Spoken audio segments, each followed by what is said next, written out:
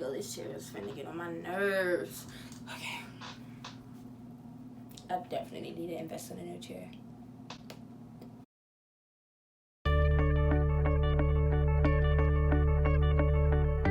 Hi guys, my name is Natalie and this is Nat'sNook. If you're new to my channel, welcome.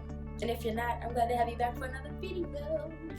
Okay, now according to the thumbnail that you saw before you decided to click and watch, today's video is going to be on my third read of the year, which is An American Marriage by Miss Tayari Jones. I actually had to read this book for my African American literature course that I took this past spring semester. I wasn't really sure about the readings that we were going to have for this class, so I was kind of skeptical about, the authors we were going to read and talk about and discuss, and the themes and all we were going to talk about in class pertaining to African American literature. But when it came down to reading this book the last month and a half of the semester, I thoroughly enjoyed this book. I completely enjoyed it to the fact that it was I didn't get to finish before the semester ended, so the ending was spoiled for me, but I was I want to read it for myself. So once I was done with classes, I actually sat down and finished reading the last few chapters that I had to read, and I'm glad I decided to do so. I hadn't heard of Tayari Jones, but before she wrote An American Marriage, she wrote a few other novels as well that I cannot wait to get my hands on, because after An American Marriage, I was I need to read more of her books, because this novel right here, it completely just changed my perspective on urban fiction, realistic fiction, and just really the African American community and what we go through as far as relationships and the criminal justice system. And it's just she did an excellent, and I mean it, she did an extraordinary job with creating this story, writing it, and I hope that one day I get to see this story. I hope I get to see it come to life. I really hope I get to see it on the big screen, because she deserves for this to become a motion picture. It needs to be a motion picture. Seriously, it needs to be a movie. I'm not going to talk too much about the story. I don't want to give too much away, because I have recommended An American Marriage to so many people at this point. It's I can't tell you the number, but every time someone asks me what's the latest book you've read that you thoroughly enjoyed, or what's the book you recommend, I'm always saying American Marriage, An American Marriage, An American Marriage. I've tweeted it so many times, and I've posted it on Instagram so many times that the author herself actually acknowledged that I recommended it to someone. I was oh wow. I love when authors do that. I'm reading your books, I support you. So, but yeah, but I'm going to talk about a few tropes that are very, very prominent in the novel. As far as genre, I would consider it to be, like I said, urban fiction, realistic fiction. I honestly can't remember the last time I read a novel that kind of reflected me as an African American. That was probably, I was in high school the last time I read an urban realistic fiction type book. So when I picked this one up, I was glued. I was glued to it for a good minute, and it's definitely a book that I would pick up again if if it's I've read all the books on my to be read pile, and it's just I want to read something that I've read before. This would be one of those books that I would pick up and be okay, I'm reading this again for the second time. And then also let me see if there's anything that I didn't notice the first time that I may notice this time around. So pick up on a few new things. So yeah, I'm gonna talk about one thing that I found so cliche. I hate to use this word cliche. I hate to even talk about anything that's cliche with movies or with books, but this one thing was just so cliche, and I was I've read this so many times, or I've seen this so many times. It's just okay, and I know how it's gonna end up. I know how it's gonna end up to be. So the I feel like this is the only cliche thing that's in this novel, but this trope where you have the, the main female character, she has a love interest, but then she also has a male best friend that is madly in love with her. They've known each other since they were in the sandbox, and it's just like they've always been by each other's side through whatever, but she's in love with someone else even though he loves her. So it's like this little weird triangle thing going on, and then he finally expresses his feelings to her, and she was like, no, you can't do this, you're like a brother to me, I've always seen you like a brother, you're my fam. And it's just like, sis, he's in love with you, just accept it. And then it's like in the end they end up together. That's one thing that happens in this book, and I'm just like, I've read this before. But it's fine because with that, sometimes you only get to understand it from the female's point of view, and with this book you get 3 point of views. You get the main female's point of view, her name is Celestial. You get the love interest point of view, who happens to be her husband, and his name is Roy. And then you get the male best friend's point of view, whose name is Andre. So you get 3 point of views in this one novel, and every point of view is powerful. Like every point of view plays a very extraordinary part with, showing how relationships work, and you just showing how relationships work, and realizing that everyone have feelings, and you kind of have to figure out how you're going to approach these said feelings. That makes sense. Yeah. So that was a trope that I noticed, and I was like, okay. And of course, in the end, like I said, they end up together. So Andre and Celestial end up together. I'm not going to explain to you how. So you have to buy the book and find out. But it's a mess. It's a mess. And it's no one's fault, but then it's also people's fault. And it's just kind of hard to explain without spoiling it. So, yeah. Another trope that's very prominent is loyalty, which goes back to how Celestial and Roy are married, but in the end, Celestial ends up with Andre. Loyalty plays a key part, people, in relationships, if you did not know. But somehow, Roy ends up in jail for a crime that he did not commit. And like I said, Roy and Celestial are newlyweds. They've only been married for like a year and some change, so it's like she hasn't really been able to play the role of a wife now that Roy's behind bars. So it's like she's in Atlanta doing her thing, and he's stuck. He's incarcerated. He's stagnant. And so the trope of loyalty comes in at where it's like, okay, so Celestial stay stuck as well, so she wait. His sentence was 12 years. 12 years for a crime that he did not commit. I'm not even going to get into what happened and who the skin color of the victim is. It's not, and it's funny because it's not disclosed, but you kind of know. So it's like Celeste, she's kind of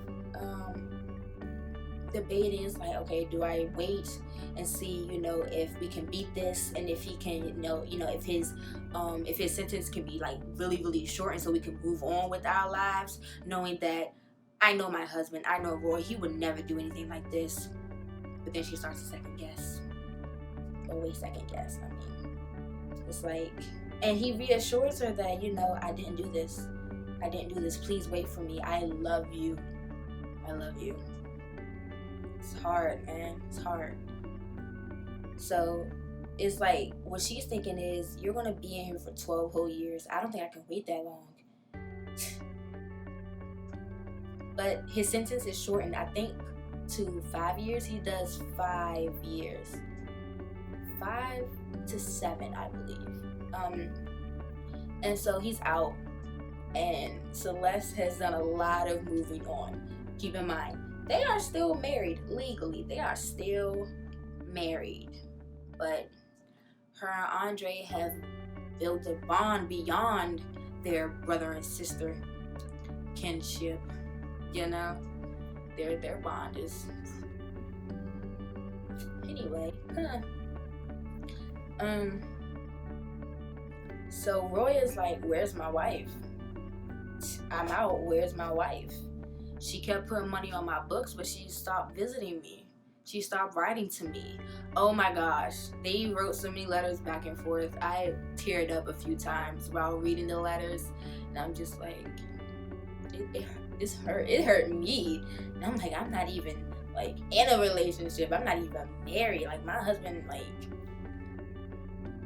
it hurt me. So it's like they stay in constant communication, but then as time went on, things started to change. Celeste started to actually pursue the dreams that she wanted to pursue and connect with other people. And her and Andre, like I said, built this bond, and Roy was just still stuck where she had left him. With technically only a year and some change of marriage. Yeah, sure, they were married, you know, legally, like they were still legally binded, but they hadn't been under the same roof for a number of years. They haven't been physically intimate with each other for a number of years. So it's just like, I'm your wife, you're my husband, but that's only said on paper. And realistically, not really. So it was like, I understood where Celestial was coming from, where it was like, I really can't say that you're my husband because you've been locked up for so long, and you really can't say I'm your wife because it's like I haven't really done the duties of a wife. I haven't really, actually like played that role long enough. So when Roy got out, it was just like, I want to move on. I want to continue on with this. He was like, his loyalty lied like there until the day he saw sunlight again. His first mission was to go find his wife and to just pick things back up where they were left off at. But Celeste was like, it's not that simple. It's not. So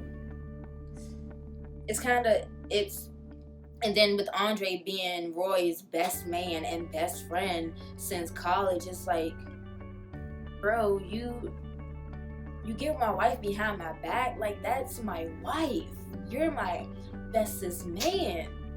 What are you doing, pimp? And it's just like a whole bunch of mess. It's like this whole snowball effect of events.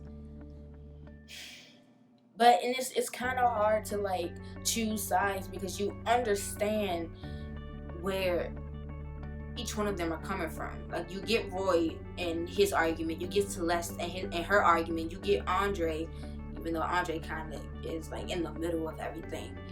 But you understand where they're coming from, and it's just like,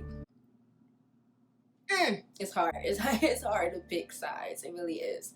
So, and that's why I'm glad that there are 3 point of views, because if it was just one, she would have had to write at least another book or so just on this one story alone. So 3 point of views, smart idea. Another trope is, like I said, the criminal justice system in America. How Roy, he was sentenced 12 years for a crime he did not commit, and the crime that he supposedly committed was rape, and it wasn't even him. I mean, if it did happen, he was not the one to have done so. So, and it's just like they did everything to keep that man behind bars, but the people that were fighting for him did everything to get him out as quickly as possible. So, but it's just like, it's crazy how if someone were to describe the one that did said crime and they fit the description perfectly, how easily they can just get trapped in something that they have no business in whatsoever. And it's crazy how that's literally the reality of the American criminal justice system. It's justice for who? For all? Nah. Another trope, love. It will be following your heart. Even that's so cliche. Me with the cliches here. Wow. Following your heart and just moving on with what is desired here rather than what is desired here, critically than emotionally. So that's definitely a trope, a prominent trope here in the story. Also, time. It's crazy how one event can literally change the timeline of everything that has happened in your life so far. Like, literally, you've got married, you have an established business, you have a house with your wife, and it's like, but I'm stuck here behind these metal bars and I can't move, while the outside world is moving so rapidly around me, but I'm stuck here. And then Celeste is like, I can't wait, I have to move on. So that's where time plays in. And then Roy missed some really key events while he's behind bars. He loses people. Not only did he lose his wife, but the loss of someone very, very near and dear to his heart. He loses his job as well. Like, he's incarcerated. I mean, of course they're gonna like let him go. His dignity and his pride too is just like all lost. His identity, like, he loses his identity, but then he also gains another one, and that's something that you have to read about in the book too. I'm not gonna spoil it for you. So, but it was just like, wow. One more trope, I guess it would be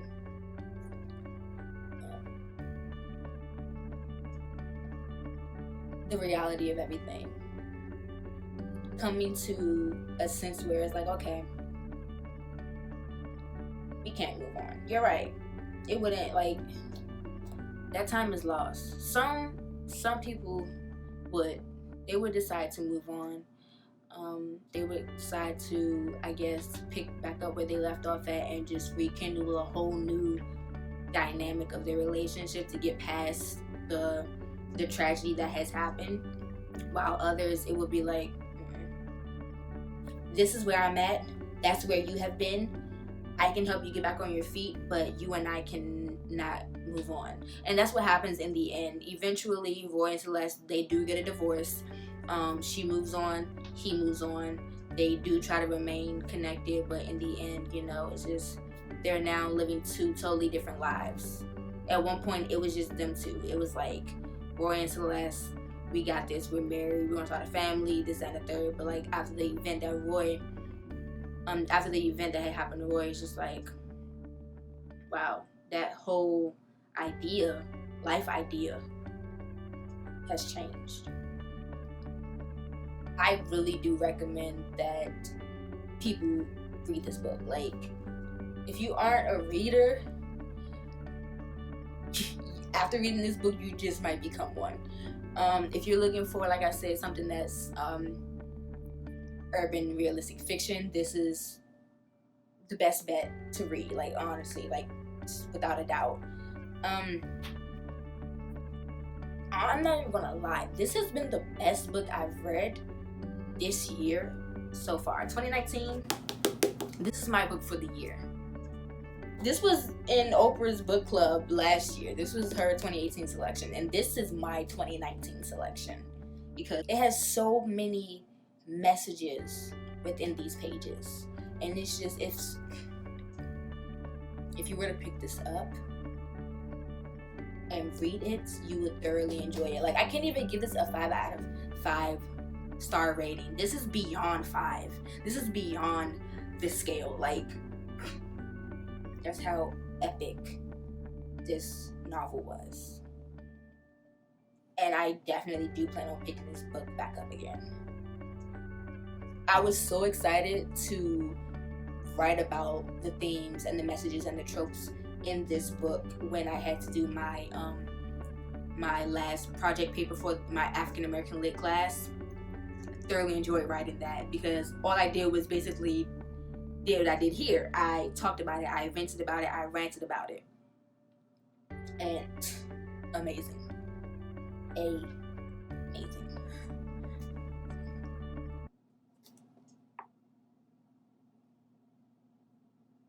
I promise I try not to do too much spoiling for you guys, but because I really want you all to pick up this book. Like I said, if you aren't a reader but you know how to read and there are maybe books of interest of yours, make this one. Make An American Marriage one of those book interests and read it, please. Like, it may just change your dynamic and your thoughts on reading for a while, truly.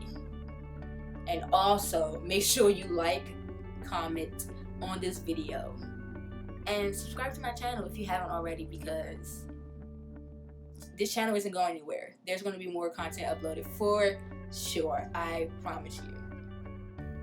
But An American Marriage by Tayari Jones, pick it up. Seriously.